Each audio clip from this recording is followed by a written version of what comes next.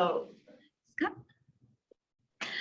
everybody. Welcome back to the Fur Baby Summit. We are here with our next session, and we are so lucky today to have one of our rescues, our sanctuary rescues coming on, and this is in the vein of our rescues and sanctuaries that are getting it right. I have Cathy Fout with us, and Cathy is the founder and the director of Silver Cloud Sanctuary, which is a rescue and life care sanctuary that has a strong focus on special needs, senior, and chronically ill cats. Now, she's had more than 30 years of experience, and she's really excited to come on and share with us and talk about this side of animal welfare and what she specializes with these senior pets and the chronically ill, the issues that come up with these. So, Cathy, thank you so much for coming on with us. We're so excited to have you with us today. Well, thank you for inviting me. I'm excited and nervous. It's all right. You're fine. So Silver Cloud has, like Stephanie said, a very strong focus on special needs, senior and chronically ill cats. FIV is our main focus along with senior care. We started the sanctuary because there just are no resources whatsoever for these cats, or at least there didn't used to be.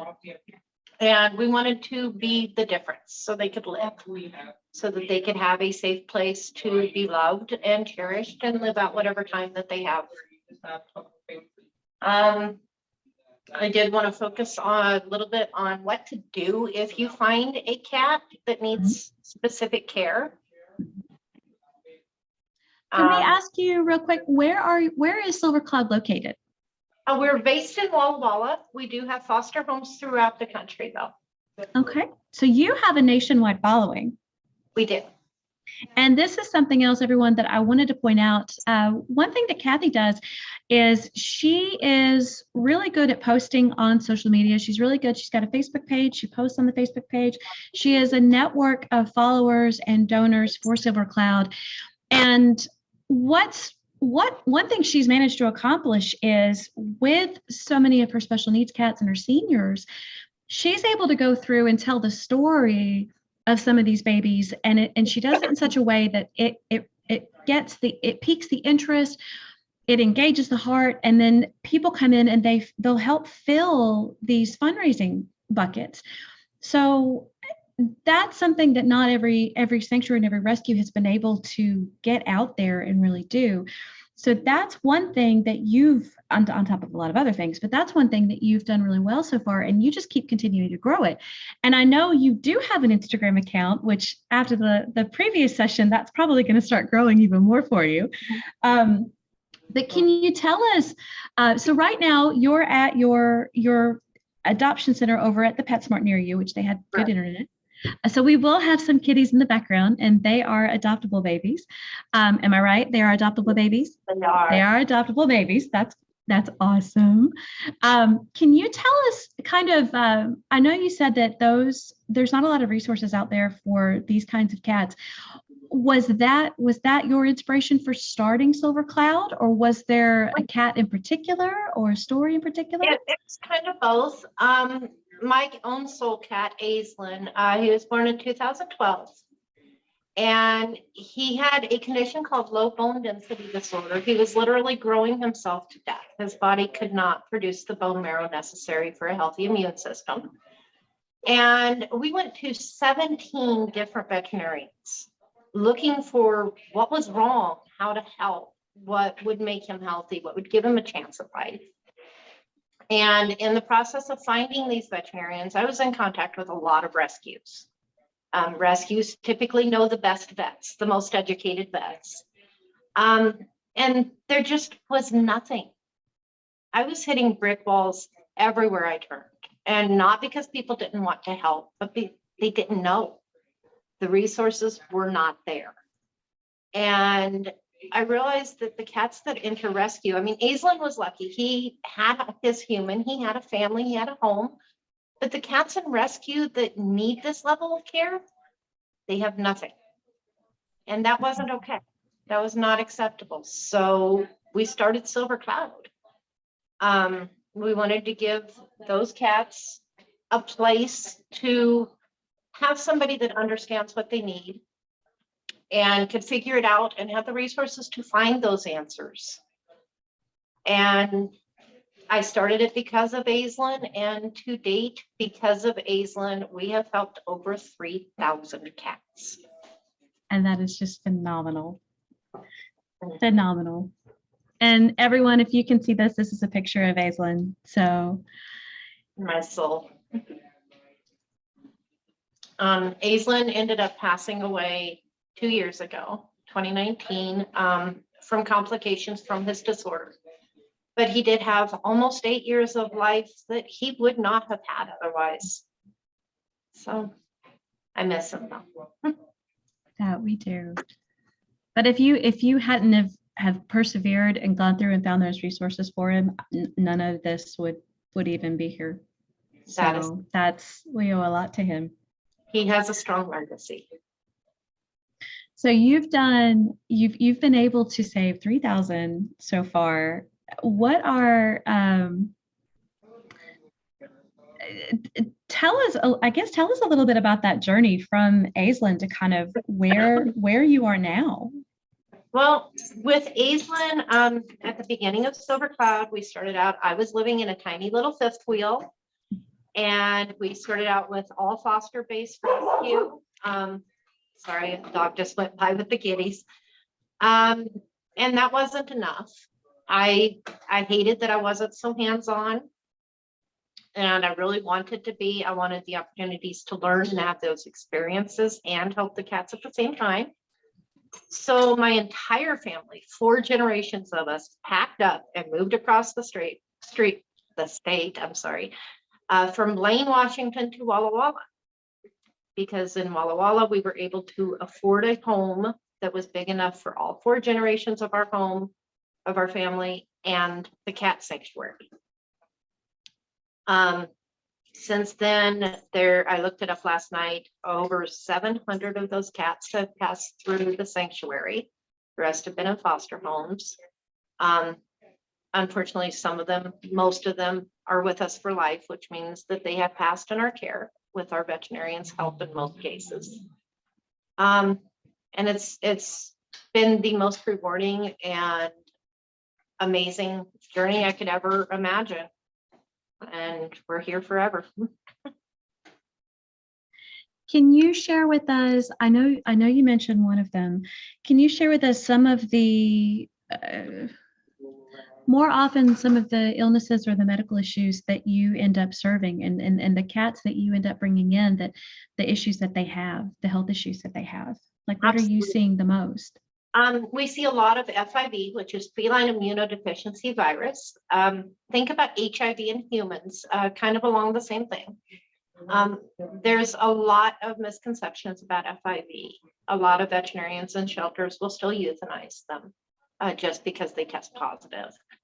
A lot of people are afraid of the virus. They think that it can spread to their other cats or even other animals. I've even heard some folks say that they thought it could spread to humans. And that's not the case. FIV is feline specific. It cannot spread to any other animal. Can we say that again louder for everybody in the back? It is feline specific. It cannot spread to any other creature. FIV cats, if they get along with other cats, it is not going to spread. To spread FIV, it requires a very deep penetrating bite wound where the saliva of the infected cat mixes to the bloodstream of the negative cat. Those fights do not happen in households. Those fights require the cats literally trying to rip each other apart. So unless that's happening in your home, FIV will not spread to other cats. It is safe to have an FIV positive cat with your other cats. And if those types of fights are happening in your home, you've got a lot more to worry about than FIV. You've got some issues. Yes. We need to go into those issues. But I hear a lot of people, a lot of voices out there saying that no, you can't, I've got other cats, I can't adopt an FIV positive cat. I just can't bring them into the household. And sometimes it gets a little controversial, but you can. You absolutely can. We do not separate our FIV positive cats in the sanctuary. They free roam with all the others. And we have never, ever had a positive cat transmit the disease to a negative cat. None of our negative cats have ever become positive. And we do test them yearly just to be absolutely sure. Mhm. Not a single transmission, never. So if we can do it at that scale, it can be done in a household. Can you share with them kind of what goes into caring for an FIV cat? Like on average, what the cost load might look like, what their day-to-day life might look like, what long-term care may look like, to give them an idea? In most ways, caring for an FIV cat is no different than any other cat. You want to feed all of your cats a good, high-quality diet, no matter what, whether they're completely healthy or they have FIV or chronic kidney disease or anything else. You want them on a good, high-quality diet. And you want to do preventative health care, vaccinations, yearly checkups, that sort of thing, no matter what. So in those regards, FIV is no different than any other kitty. The only thing you have to watch for with FIV cats is that they don't have the strongest of immune system. So if they get sick, you need to act quickly. You need to immediately get them to the vet and get treatment started. As long as you do that, there is no real difference. FIV cats do have a tendency to have dental problems as they age. So you want to be proactive with that. Get yearly dentals done, have teeth extracted as necessary. But you do that with other cats too. So really financially, it's not that much different, if at all. Do you have, I know you've got a lot in your toolkit out there at the sanctuary. Do you have particular items that have really helped you over the years in caring for them as far as supplements or anything extra that you do? I do use a multivitamin. It's Pet Health Gold multivitamin. Every one of my cats gets it, whether it's my FIV cats or my kidney kitties, even my seniors. It's just a multivitamin. You put a couple drops in their wet food once a day. And all of my cats get it, no matter what. And that's really the only thing extra I do with our chronically ill kitties that don't require, day-to-day treatment. And how about some of the ones that do need the day-to-day? I know you mentioned you've got kidney cats too, and we were talking about that a little bit earlier with a kidney cat that actually made it 2 years when diagnosed at a 16.4 creatinine level, and it came down. It was just phenomenal. But so kidney cats require more day-to-day care, and you've got those. Miracles can happen with kidney cats. Like you said, a 16.4, that's pretty high. And it takes a lot of love and care to bring that down, but it can be done. And kudos to the person that did it. We do have several kidney cats right now. Most of them are seniors. I've got a 2-year-old that has kidney disease as well. And that one is heartbreaking. She should not have it at 2 years old. Their care is a little different. They do get kidney support supplements in their wet food every single day. They are on special diets. I do not buy prescription foods. My kidney cats are on Pro Plan that is high protein and low fat. The protein is controversial. Some veterinarians will tell you to go to low protein. Others will tell you to avoid fats. I have found with my cats, my experience, that the higher protein foods are fine, as long as you're avoiding the fillers, the fats, the artificial stuff. We use Pro Plan, we use Tiki Cat. Those are amazing foods. They're as close to raw as you can get. They get daily fluids. They get their supplements. The longest we've had a kidney cat make it with us was 4 years. But there was nowhere near 16.4 creatinine. It was more in the 10s and 11s. Which is still incredibly high. It is, but she did really, really well. And I'm hoping the 2-year-old will as well. She was just diagnosed last month. So we have some work to do with her. You guys gonna come see hives? I know. I keep looking on the side, hoping one comes over. They're playing on the floor and I'm trying to coax them to come up. So how over the years, so you're caring for you're caring for your chronically ill babies, you're caring for the senior babies. How do your adoptions work? How are you able to decide who you can adopt out or versus which ones are going to stay with you? Mostly if they're stable, we try to find them a home. Mhm. Especially if we think they're going to stay stable for any length of time. We do make sure that we fully disclose all of their health history and what we think it's going to look like going forward to adopters.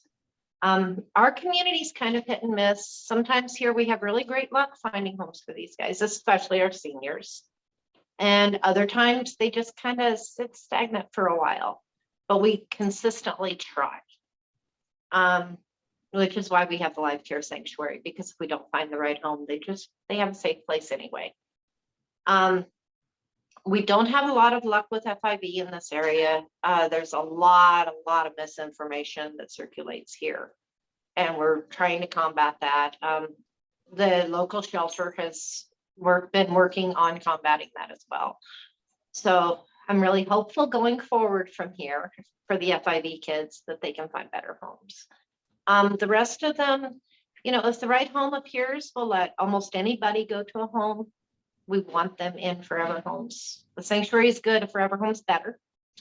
And we rehab as many as we can, get them completely healthy. And those ones come into our adoption center and they just hang out until they're adopted, until they find the right home. So we do pretty good in it. The ones that we don't even consider for adoption are the ones that don't have a prognosis that's very good. The ones that, the vets tell us, well, they might have 3 months or they might have a year. We don't want to do that to anybody. We don't want, if the right home came up that understood that, we'd still let them go. But we don't promote them out there for adoption because we don't want people going through that heartbreak, and we don't want the cats going through the stress of a move that may not work out. So, And they stay with you. Yes. So we've had a question about this for a few others that really take on. So you're almost, you're in hospice at that point. How do you handle and how do you come back and combat what they call the compassion fatigue and burnout from that? Because it's really hard and painful to go through. Even though you know what you're signing up for, it's still painful. How do you manage that, and how are you able to keep doing this? Because this comes back to you do something that not a lot of others are doing and are not doing consistently like you are. You do this a lot. Mm-hmm. How do you manage thing that? for me is paying attention to what I feel. Sometimes we can lose somebody that I know it's coming, and I can sit down and I can shed a few tears and I can move on and I'm fine. Other times, I know you followed Malcolm's story. A little backstory with Malcolm. He came to me in 2015 as an already senior feral. He was already 10 years old and considered a feral cat. And he stole my heart. He was amazing in so many ways. He was FIV positive. Last year, he was diagnosed with a tumor in his ear canal that was inoperable. It could be debulked, but it cannot be removed. And then in January, he was diagnosed with congestive heart failure. And I lost him in February. And Malcolm was the epitome of what we do. He was, a little bit of this and a little bit of that in Malcolm. And he really owned a lot of hearts, not just mine, but everybody that met him, everybody that watched him online, was just absolutely head over heels in love with this baby. And losing him was one of those things that I literally lost myself in losing him. I had to step aside. I had to take a break. Thankfully, we do have a board member that comes up to the sanctuary often and will help me out. And she did when when I had lost Malcolm. And let me take a break. Let me go take some me time and work on processing my emotions. That time is incredibly important. You have to be able to step back, breathe, feel your way through it, not push it aside. If you push it aside, it will build up and it will come back and it'll kick you in the butt. And if you allow that to happen, you have to step aside from rescue for a while. For your own mental well-being, you absolutely must step aside and set it all aside and focus on you.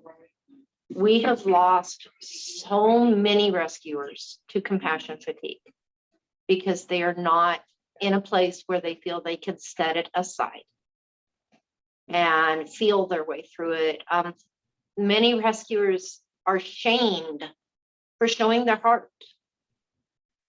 And one of my goals with Silver Cloud is to stop that, to make it stop. Because if you're shamed because you break down when you lose somebody you love, whether they have fur or skin, it doesn't matter. If you're shamed for that, you're told to suck it up, you're told to get on with it, you're told to go do more, you're going to fall apart if you're not able to say, no, stop. We've lost so many, and all of us need to work together to have a network, a place, a way that each of us can reach out and know that we're safe, and vent and let off steam and cry our eyes out and get past it. Because until we can do that, we're going to keep losing rescuers. I'm fortunate I have that network. I have people that will reach out to me and tell me, you know, this was a big loss. I've got the sanctuary today. Go. I have people that will reach out on the phone or on messages. Are you okay? Do you need to talk? Without those people, I don't know where I would be right now. Because, you know, Malcolm was the last really, really hard one, but there have been many others before him too. And without those people, I don't know that I could have kept going. So one of the things that I'm putting the size and reputation of Silver Cloud behind is trying to develop a way for rescuers to always have what I'm fortunate to have. A place where we can reach out with no judgment, just support, just love. It is so, so very needed. A very good friend of mine, just last month, committed suicide. And she was a rescuer. And she didn't feel that she had anybody she could reach out to like that. So we've got to do better. That was something that another one of the reasons that I wanted to bring you on to talk about this, because so many people are afraid to share about it. They're afraid to look weak. They're afraid to look like they care too much. They're afraid to look like they just can't handle it or they're not organized. There's so many adjectives that come up for it. And these are lives. They're a big, if you, with the love that we have for our fur babies, for our animals, and the way that we care for them, there is no way we're not going to love them and get so attached as we do. And so naturally, to me, when we lose one of them, it's a gut punch to the heart. And some are, they're all powerful, but some just really knock you for a loop. I'd said before, part of the impetus for me starting this was two of mine back to back. And it's like you said, we've lost a bunch of them, but sometimes there's those that really just something flips. And I had people that I could reach out and talk to as well. And so I've seen both sides of it, where the people that haven't, and it just breaks my heart. So I fully support, and I love what you're doing to try to get this out there more, because some people get very uncomfortable with it. And it's like, we have to stop doing that. Yes. And we were talking in other discussions about, we're on the same team and we're not in competition with each other. We can leave the ego at the door. It doesn't matter if you're helping one or if you're helping 300. You build up to the level that you're still comfortable with, but you still have to have that self-care and take care so you can keep doing it. Otherwise, this just isn't going to work. So I think it's great that you're able to come out and talk about that so openly and so vulnerably, because you've lived through it and you've had people that have helped pick you up and hug you and say, you know what, we love you. We see you. This is what's happening. And, you always have a net. So that we need more of that. We definitely do. That. So whatever you are doing and whatever you decide goal-wise that you want to set for Silver Cloud, that we want to make this a bigger network, a bigger endeavor, we are completely fully behind you on that. And I see he pulled up the website, which I'm so excited. I love the logo. It's so precious. And it really embodies it, just the babies that you have, because each one of them has a story. And it's like you said, so many of them are the ones that people don't want to bring home or they're forgotten. And I love that. So I would ask you on a different note. I know you do a lot of fundraisers. Can you share with other fur baby parents that are listening and other rescues that may be listening, and for the ones that are thinking of starting one, how do you get creative, or how do you handle some of your fundraising so you can bring stuff in for the sanctuary? I know you use a lot of social media for that. We do. The main thing is be transparent, be open, tell the story. Don't hold back how you feel in that story. Nobody wants just a cold, oh, this happened. They want to know the impact of what happened. The shelter raid that we took part in is part of that. It's a great example. That was crushing.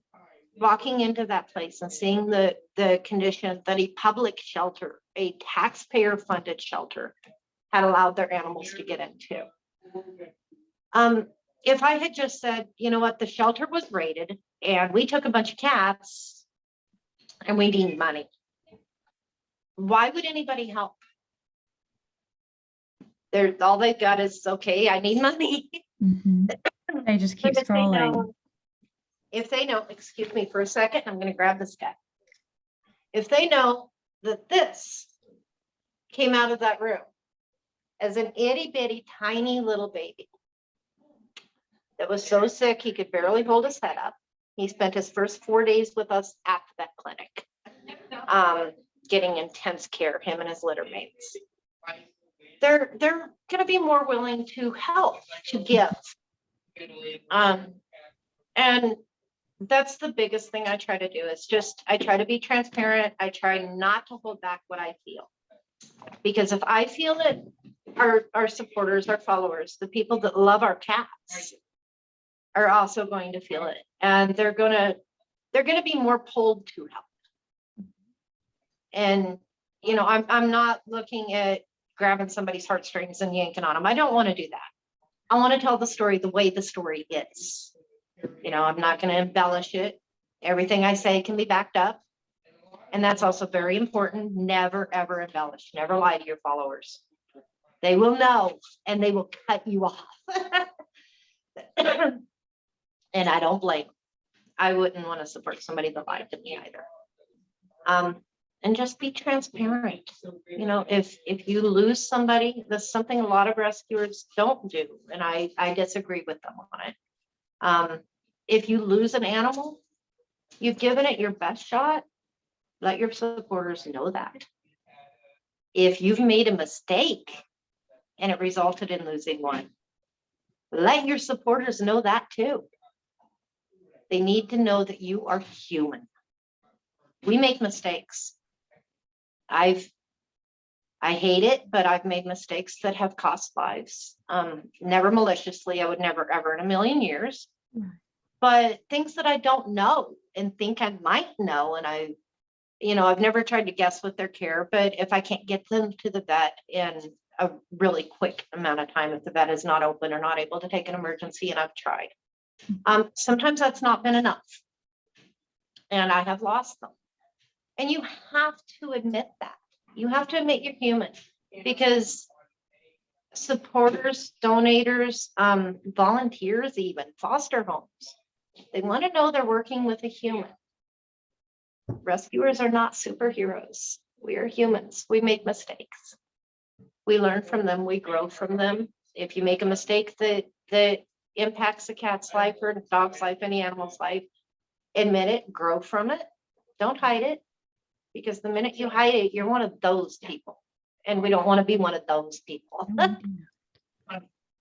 I think also sharing about your mistakes and being able to level that out there will likely help someone else from possibly making that same mistake too. Absolutely. And you hit that nail on the head when you said it was things that you just don't know.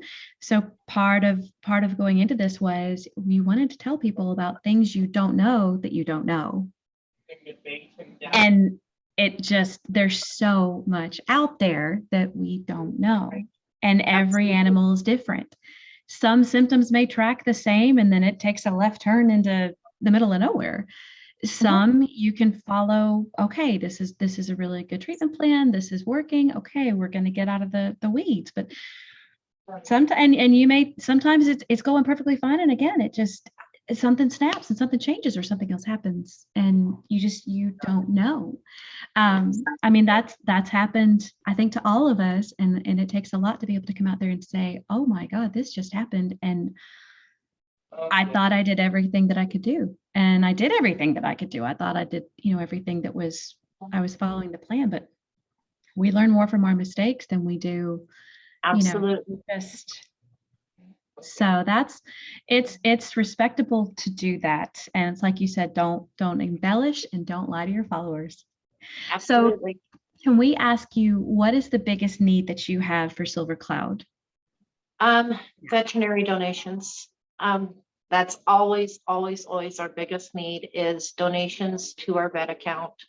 Unfortunately, the clinic is no longer able to take donations over the phone, but we have found a workaround. If folks would like to donate for our vet care and don't want to donate just to the sanctuary accounts, they can send a check or money order to the sanctuary made out to Kennedy Veterinary, and I will refer it to the clinic.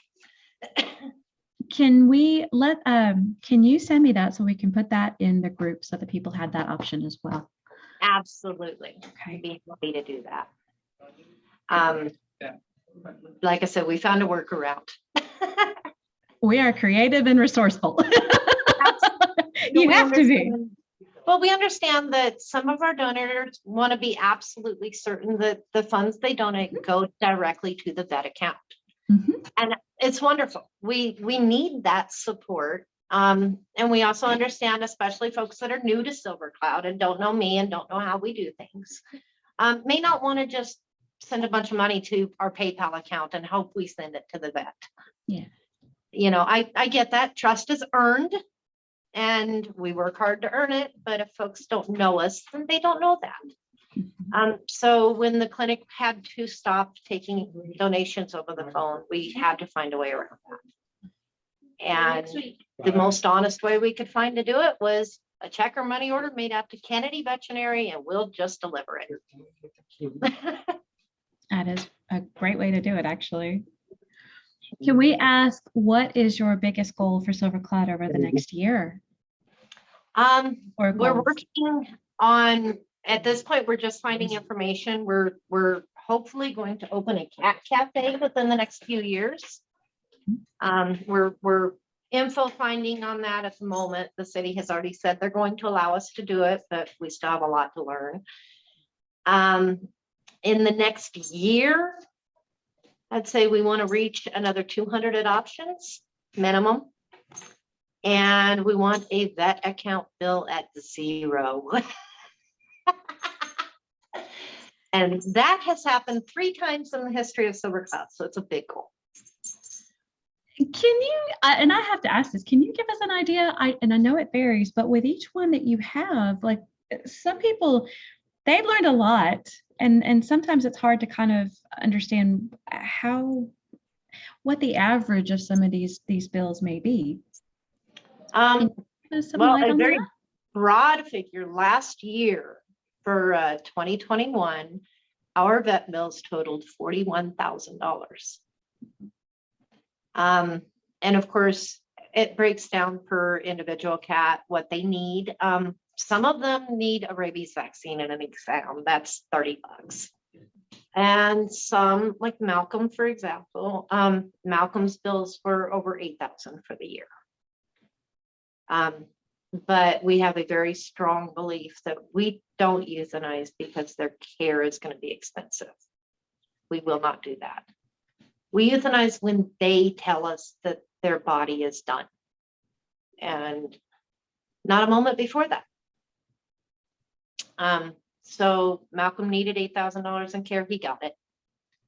The shelter raid cats, in total, were over $14,000 of that amount.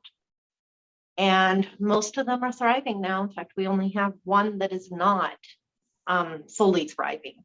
Everybody else is ready for adoption. Most of them have been adopted. So they're worth it.